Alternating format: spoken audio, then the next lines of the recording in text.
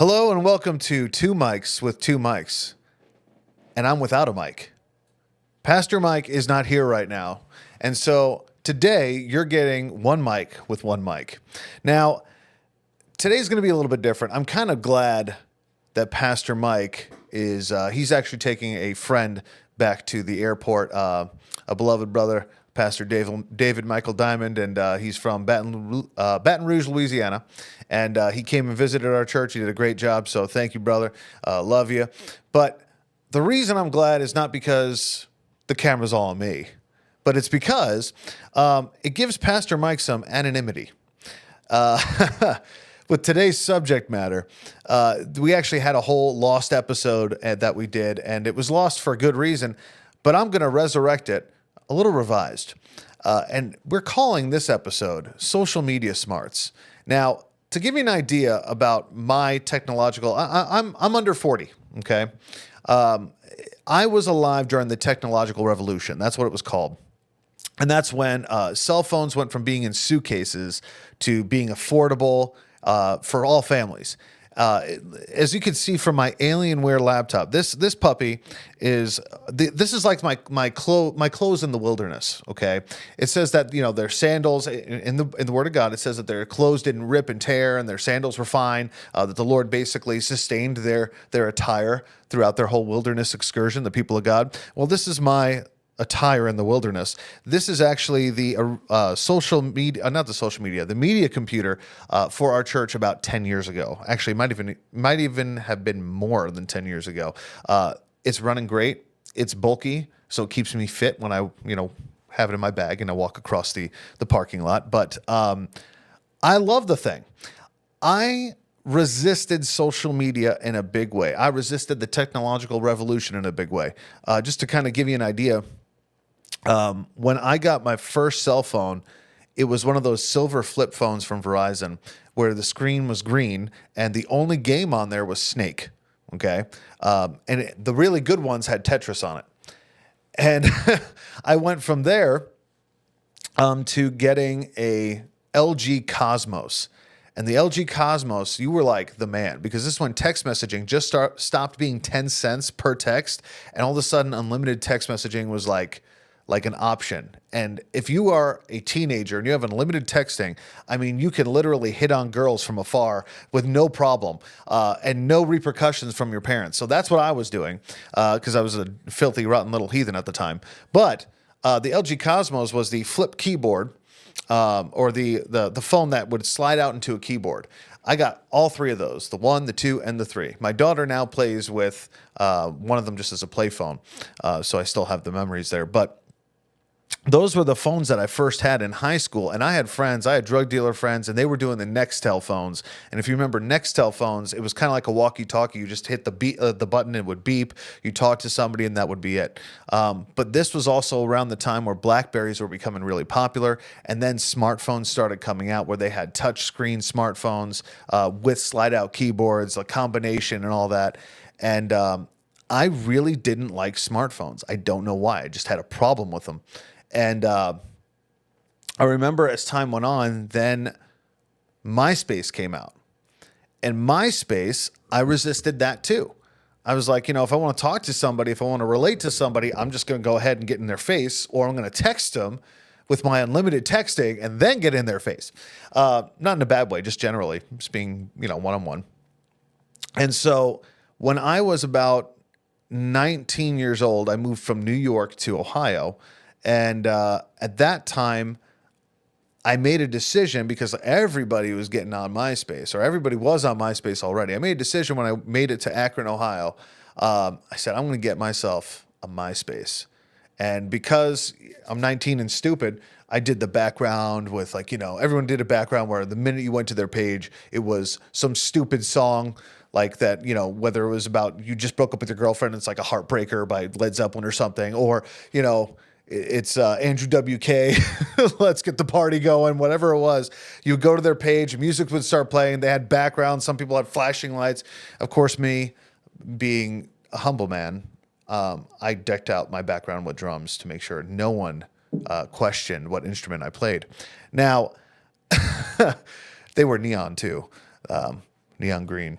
That has not really stopped being my color. But regardless of that, when I got my social media, I thought, okay, this is good. I can connect with all the friends. I don't have to text everybody. That way I can stay in touch with them from Ohio to New York. And this was at the time when Facebook had already come out and people were migrating from MySpace to Facebook. So I had a MySpace for a grand total of, I think, 4 months. And then I migrated to Facebook. And I remember when I first did it, you know, I felt really stupid in some ways because everybody on Facebook at that time, everybody, it was like they were just learning. If I put my phone in an upward angle and I do this, then I will look hot. Then I will look skinny. Then I will attract the opposite sex quickly. And so I hated Facebook. I hated social media, but of course, because I was anti-establishment and all that crap, instead of doing this, I took pictures of me like looking like a Batman villain, my forehead down, things like that, smiling real demented like, you know, because I had to be anti-establishment to the duck face. And duck face still is popular today, but just was very popular when Facebook came out. And so I remember when social media, when I first kind of got on the bandwagon for Facebook, and this is again before Instagram, I recall people's personal profiles being like, okay, here's my about. The younger ones were doing, you know, song lyrics or, you know, movie references. But for the most part, people were putting like an about, like, oh, I love this and I love this. They were actually putting a little bit of themselves out there. Their best self, mind you, but a little bit of themselves. And it was pictures that you wanted up. It wasn't, I know it sounds stupid, but it was pictures that you wanted to, again, put your best face forward.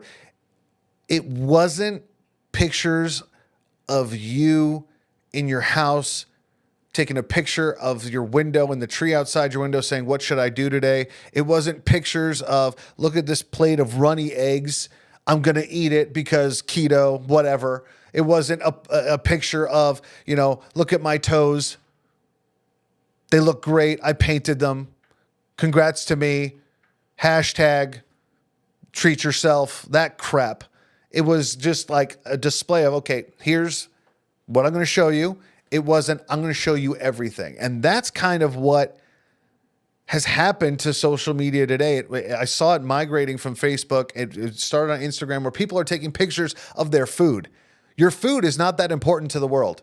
And for Christians, here, I'll just say this. For Christians, your food during the 21-day fast that most who take their faith seriously at the beginning of the year, every year, giving the first fruits of their year to the Lord in a prayer and fasting time, your food is not that important for us to see. It never is. It never is. Take a picture of it, cherish it. Cherish that moment. Go to that fancy restaurant with your husband and wife. Cherish the moment because, you know, the food and taking a picture of the food is far more important than taking a picture of your husband or wife. Give me a break. Or the date that you had. I don't know. It's just ridiculous. I can't stand, sorry. It's a personal thing with me. If you like taking pictures of food and it somehow nourishes you, I'd love to talk to you because I don't understand that. I'd rather see the food, eat the food, digest the food, and enjoy the people I'm with while I'm eating the food, as opposed to taking a flippin' picture of it. That's just stupid. But that's kind of part of what's happened today is people have created these 2D relationships based off of, you know, their avatar. Let's just call it what it is. They've constructed an avatar on their social media, Facebook, Snapchat, TikTok, Instagram. I don't care what it is. They've constructed their avatar. What's an avatar? For those of you who are the product of public school or perhaps some lazy homeschoolers or perhaps you never heard that word other than the actual movie, your avatar is how you see yourself. So people will construct through social media how they see themselves. And more often than not, no way reflects their actual life. No way reflects their actual personality. I've seen people who have put stuff on social media of all their travels, of all the fun they had. And then I met them in person. They are depressed. They are sad. They're boring. I don't know how you could be boring going to all these places when the first thing that you're doing is putting up all the pictures of you smiling in these amazing locations. But for whatever reason, you meet them in person and they are duller than a stack of phone books. It is the strangest thing to me that our society has literally constructed an avenue of which people can live in fantasy land as an avatar going, this is what I'm going to show the world. And the problem with that is, there's actually several problems with that. Now, businesses have tapped into social media, and good on you for businesses, because you can, that's when you take the pictures of food. That's the point. At that point, take the pictures of food, make them look amazing. Take pictures of products, make them look amazing. But with a business putting their best face, putting their avatar out there, what's the worst that can happen? For me, the worst that's going to happen is I walk into the business based on their social media, based on how they advertise. I get a sandwich, I get their food, I try their product, I look at their clothes, whatever it is. The worst thing that's going to happen is I either purchase it and hate it, or I don't purchase it and go, this is not what was advertised, and I walk out. That's a real simple fix. I mean, real simple fix. But that's with businesses. Let's say you do that with a church. Every church, and this is something that, I mean, it's kind of like this catch-22. With churches, yes, you want to put your best foot forward. You want to put your best face on the internet. You want to show what God is doing there, because you don't really want to go and put on social media as a church, oh, yes, we had 3 people leave this month. Oh, yes, Mary started gossiping about Sally. You don't want to do that. You put on your best face with social media. And that's fine. That's what it should be. But the catch-22 is this. If you put on that best face, and somebody is looking at that and they're thinking that your church is so glamorous, that the spirit is moving, that there's never a dull moment, and that person decides based off of your social media to leave their church, only based off your social media. Maybe their church is not bad. Maybe the church that they've been going to, they're just bored. It's possible they're just bored. They don't have an actual reason to leave the church, which is a past episode that we did. But because of social media, they leave that church and they go to your church. And then when they get there, they realize, oh, this church is like every other. You mean what I saw on social media isn't all that happens here? For some reason, people don't add these two things together, and they don't say, oh, what I see on social media isn't everything that's happening. It's the same thing with people, though. Oh, what I see on their social media isn't their actual life, isn't their actual personality. It could give me a snippet, a sliver of their personality. It could be an indication of their personality, but that's not their whole personality, and that's not all who they are. And people have equated social media with who they are because, quite frankly, it's fantasy land. It's 2D. And a lot of people can't differentiate what social media was actually, what it could be used for versus what it's used for today and how people use it as a crutch, really. Let's just call it what it is. So businesses, yes, I get that. No harm, no foul. Church, yeah, you might have to eat some crow and go back to your church and go, hey, you know what? I left for the wrong reasons. I left because I thought the party was better over there. I left because I thought the grass was greener over there. So you might have, shot yourself in the foot a little bit there. Now, it works in the same way, and I've seen this too many times. There's Christian Mingle. There's Farmers Only here for you Nebraskans. There's all kinds of websites. I'm trying to think, what are some other ones? There's a few. I'm asking my producers here. What? There's a few of them, like Match.com. Bumble. Bumble technically, I guess it's an app, but there's all these different, eHarmony. That's a big one. eHarmony. So there's all these different matching avenues, apps, websites, all that stuff, where people, again, put their avatar, the way they see themselves or the way they want to be seen out there. You could shoot yourself in the foot real easily by getting into a relationship based off of that person's avatar, based off that person's best face. And then when you meet them, okay, so you meet them, you're thinking, okay, I'm getting to know this person, but I've seen all their social media. This is who they are. I just have to get to know them. I have to break down their walls. I have to break down their walls so that I can see the real them that they're putting on social media. You get into a relationship, you start dating somebody, and then you realize, oh, The person that they put out on social media isn't the person that I'm dating. Oh, you mean they lied? Oh, you mean that's not every aspect of who they are? I didn't know that prior. I'm learning that they are completely different. Now you got someone else's feelings involved, and now you yourself are a little bit stuck. And I have seen that on multiple occasions.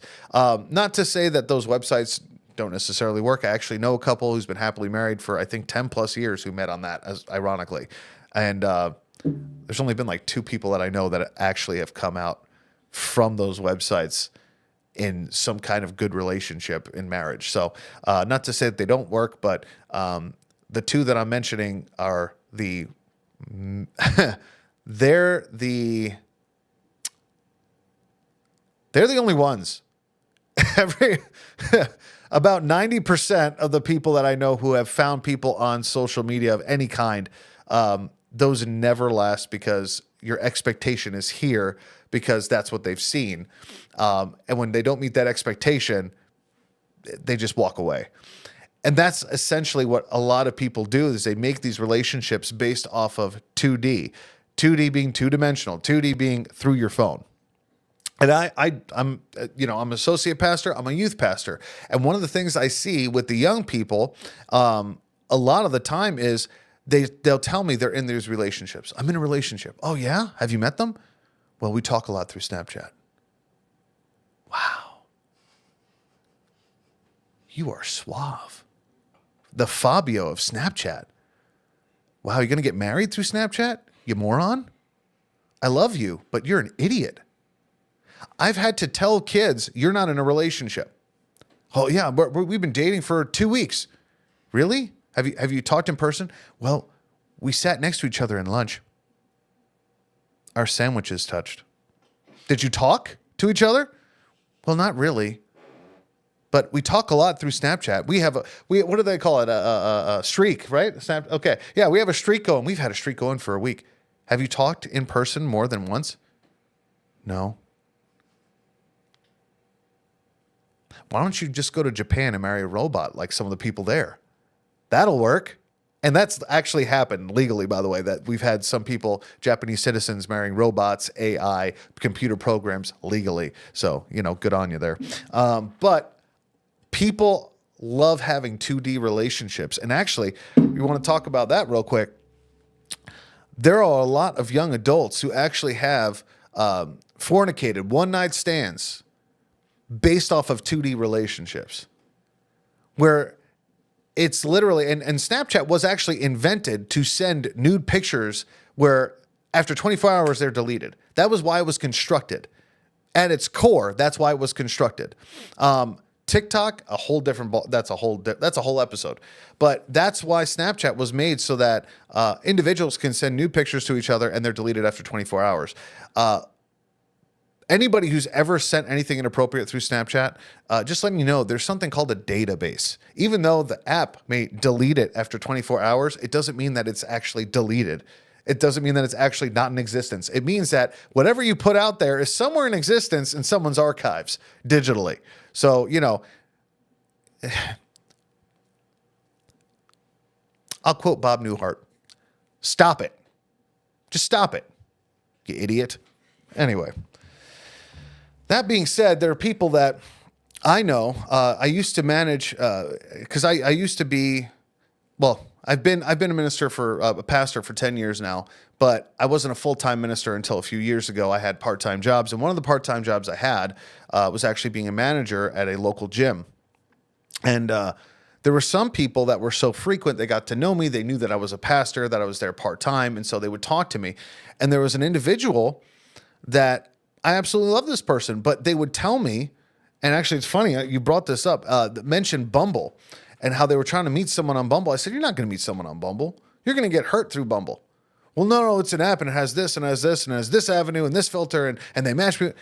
Every time I talk to this person, every time it'd be the week of, oh, I met this person. Oh, I believe it could be the one. 2 weeks later. Yeah, we slept together and now I haven't heard from him. Yeah, all it was hookup time. That's all it was.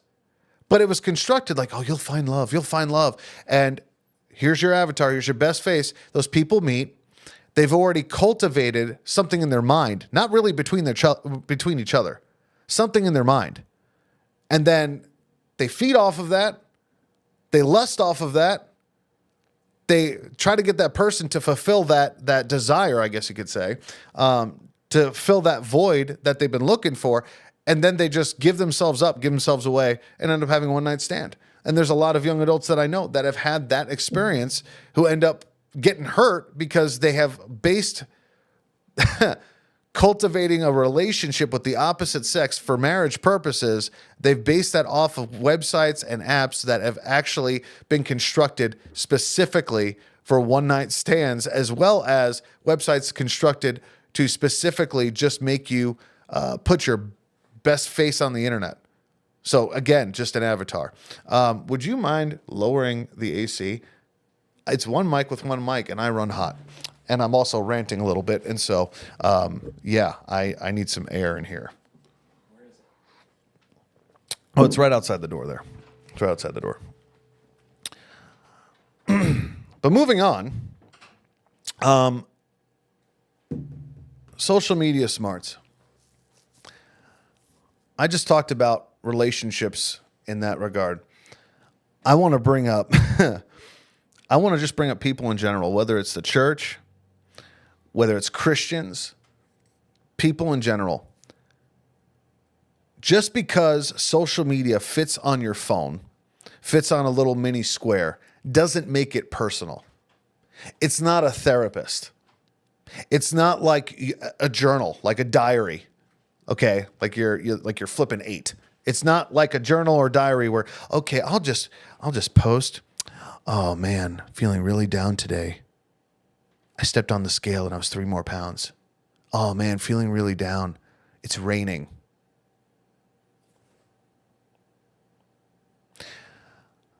Not your therapist. Everyone sees what you're putting up. Everyone sees what you're putting out there.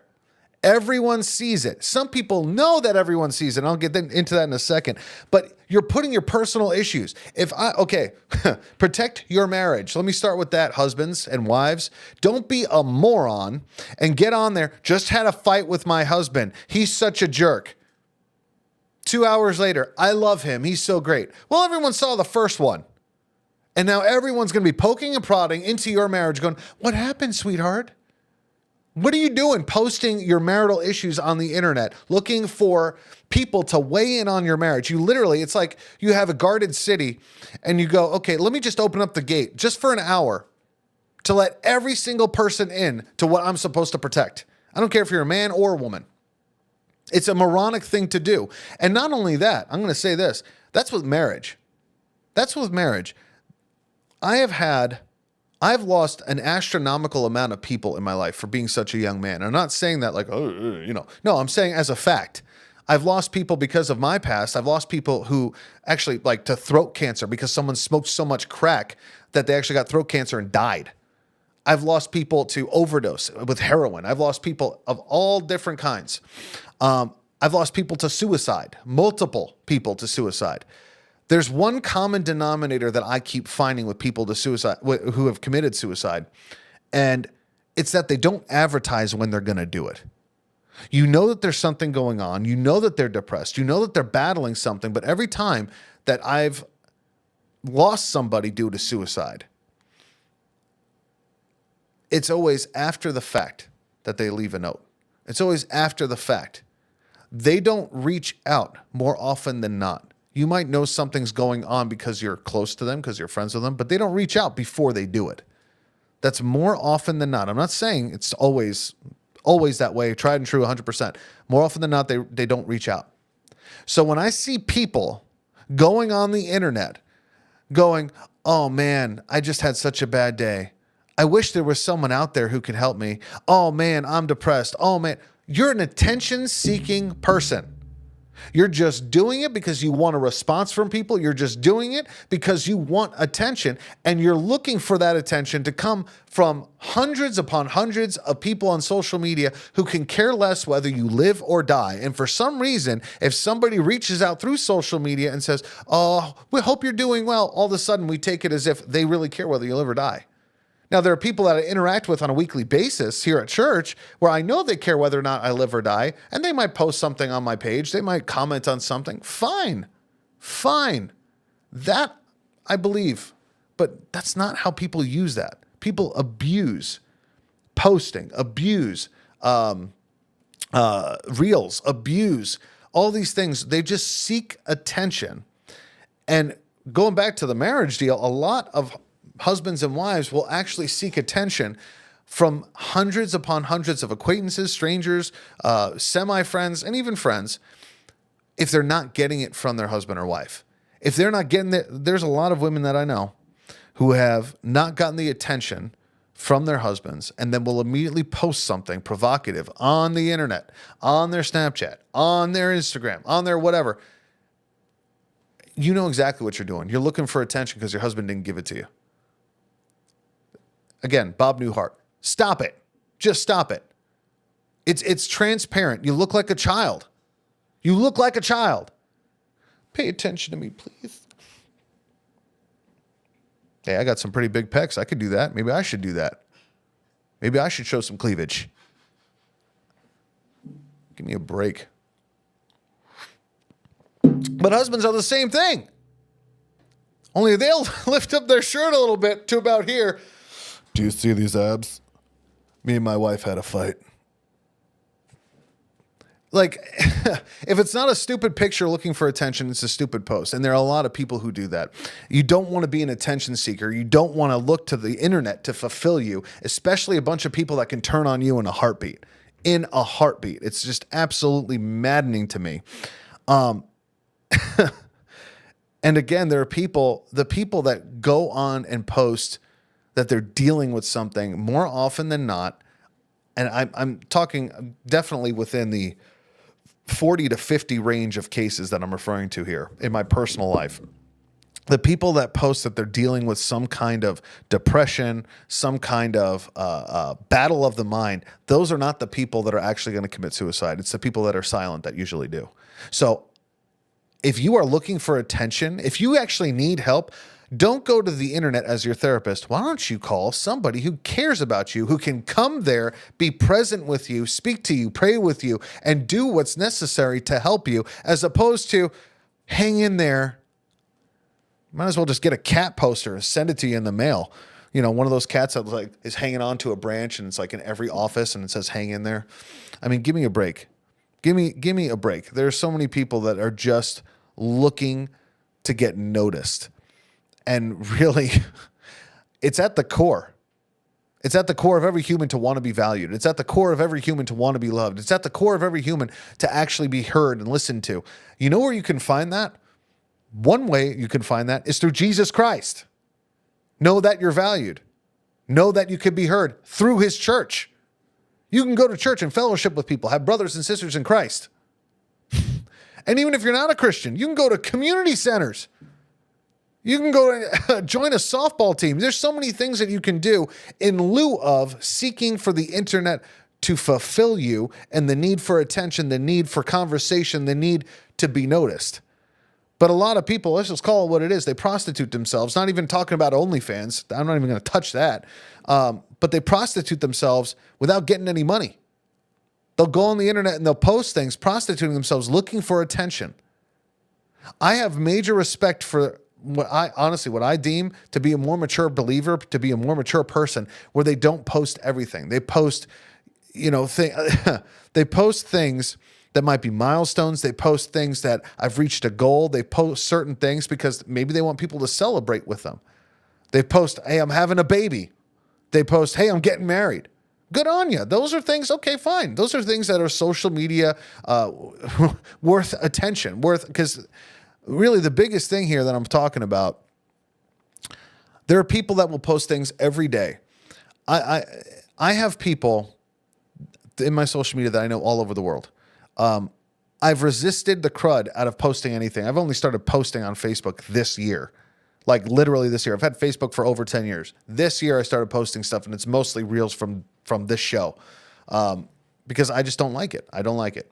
I know that other people do. But there are people that I know all over the world. Social media and really the internet in general connects the world. There's things that you could do through internet that you couldn't do 50, 60 years ago. My pastor, Pastor Mike, can preach in Pakistan from Lincoln, Nebraska. That's incredible. Social media can keep me in touch with my missionary friends in Rio de Janeiro, in Sweden, in Spain. It can keep me in touch with people in Korea. It's a great thing. Doesn't cost me any money, and I can communicate with them. And those people, I get it. If there's people that don't live in your state, that don't live in your city, and they're not connected to you other than through social media, okay, post about that baby. Post about that marriage. Post about those milestones. Great. Good on you. It's the people that post every day about the dumbest crud, about their thoughts, about where they are. You know, our church is connected to some pretty awesome individuals that rescue children and women.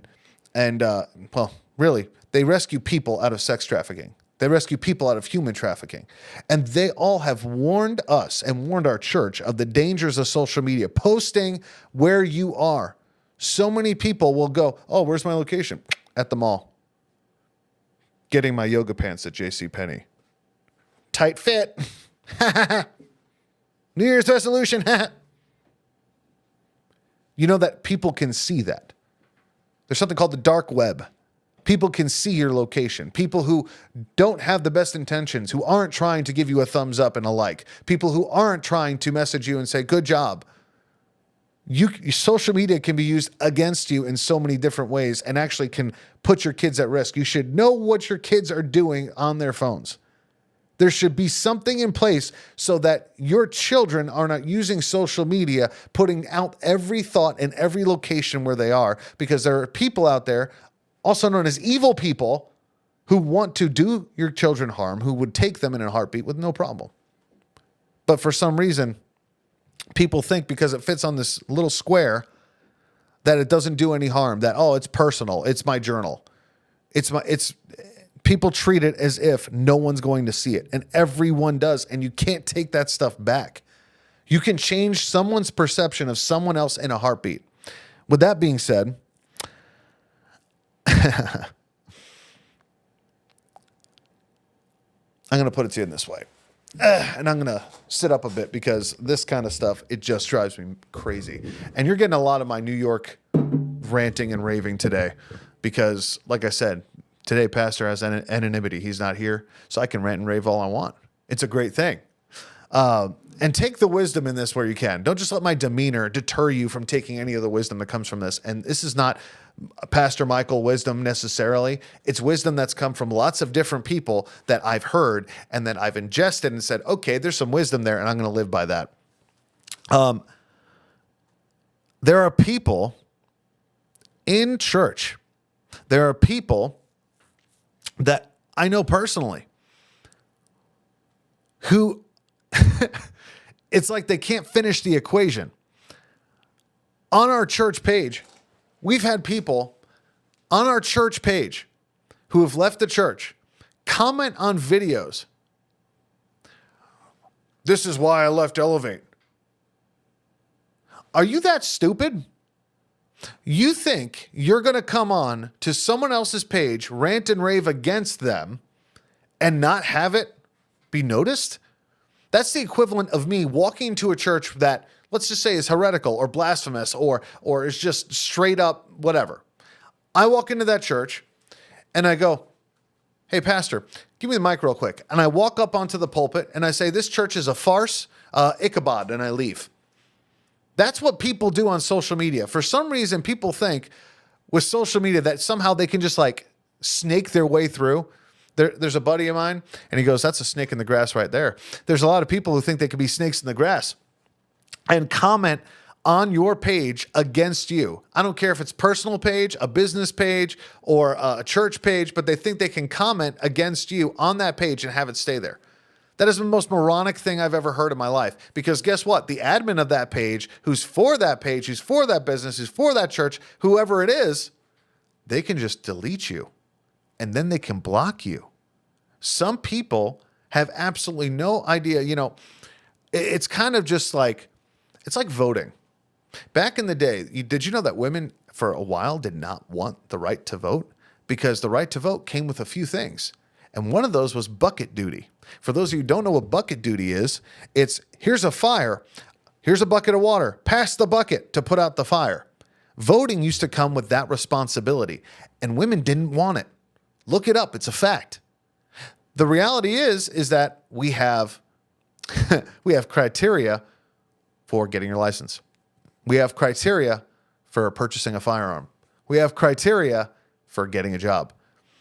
Sometimes I think we need criteria for people having a social media account, because so many people will just get on there, rant and rave like morons, not realizing you're ranting and raving and everyone sees it and you look like a child stomping their feet because no one's listening to you otherwise. Not everyone deserves a soapbox.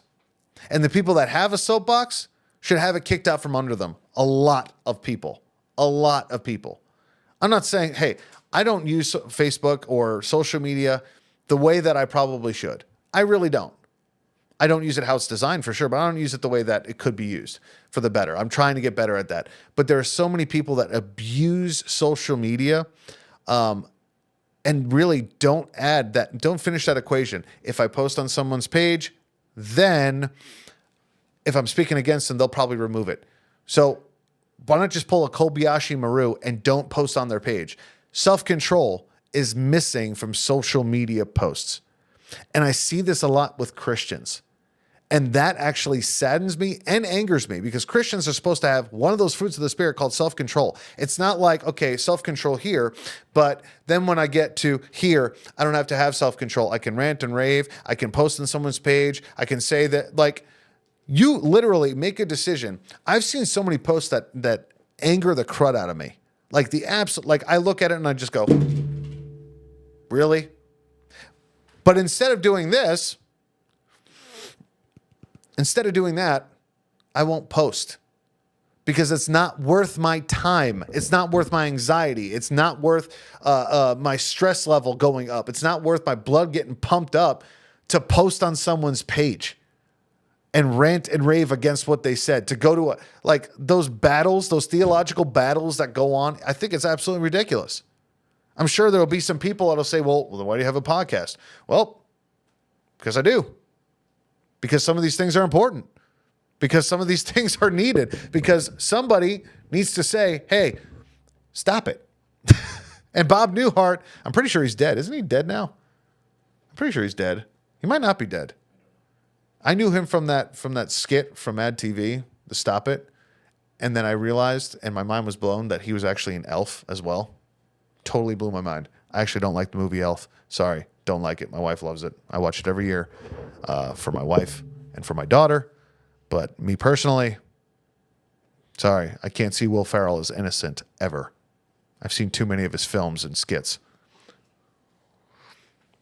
That being said, having a social media account of any kind, be smart about it. Be smart about what you put up. Protect your marriage. Protect yourself. When you put up too much of your thoughts and your feelings, that can change someone's perception of you for a lifetime, that you see every week at church, every day at work, every other week. It can change someone's perception of you to where they think that you're defective because you've posted too much of your feelings. Don't be putting more out there than you should. Don't be putting more out there than you should. Men and women. That stuff is out there for life. The whole world sees it. It's not a safe place. The whole world loves to say the word, oh, this is a safe space. Social media is not a safe space. And people crave the attention. TikTok actually has algorithms that make it so that people are addicted to getting attention and getting, replays, right? Yeah, getting replays on TikTok. The algorithms are built so that if you get a lot of replays and you've hit 100,000, you've hit 20,000. You want that next time. You want that fix. And so you go and chase that fix again. Oh, I got to get 20,000. What can I do? What can I do? And everybody just mimics the crud out of them. Have fun. Enjoy. Use it as its intended purpose.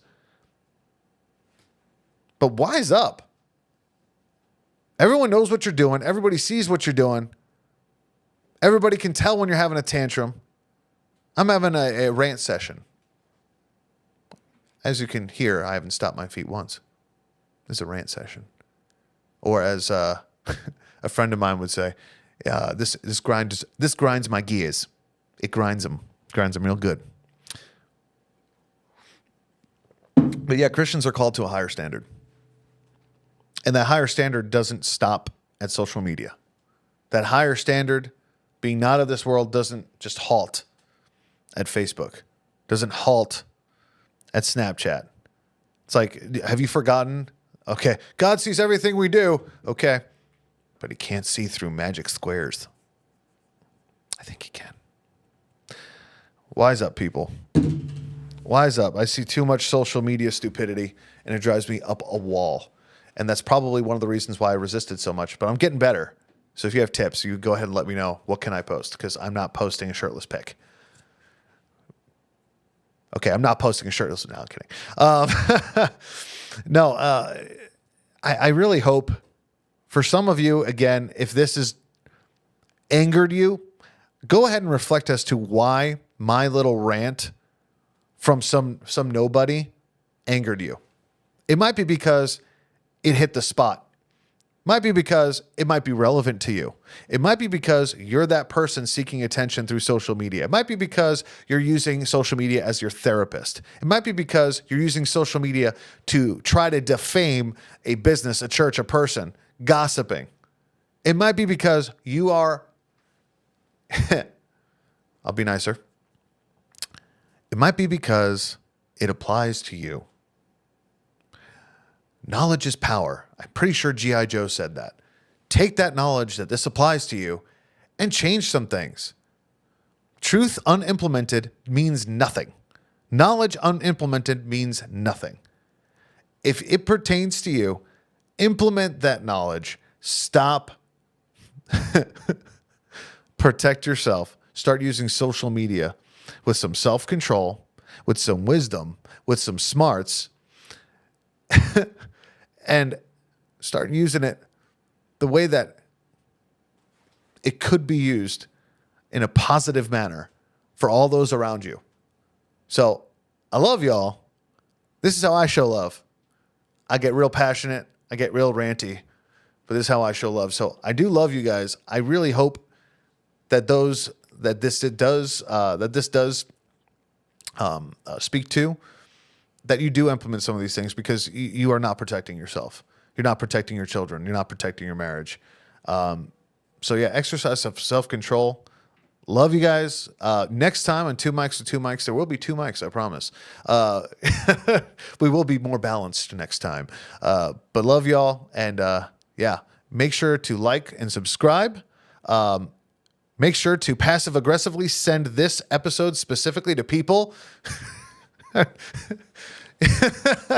I'm pretty sure it's not going to be that passive-aggressive once they actually start listening to it. It's like if someone posts, yeah, I just had a really hard day. You know, I wish there was someone to talk to. Send them this. See what happens. Like and subscribe. Email asktwomikes@gmail.com. If you have any questions or perhaps some pointers, and here's the great part. If you don't like what I posted or what I spoke on here, this podcast, and you email us, there's this great thing called a trash can, a digital trash can. I'm gonna put it right in there because I don't have to listen to that or look at that. It's a great thing. Some people need to do more of that too. Put stuff in the trash can. Don't look at that message. Don't respond. It's a great thing. Love y'all. See you next time.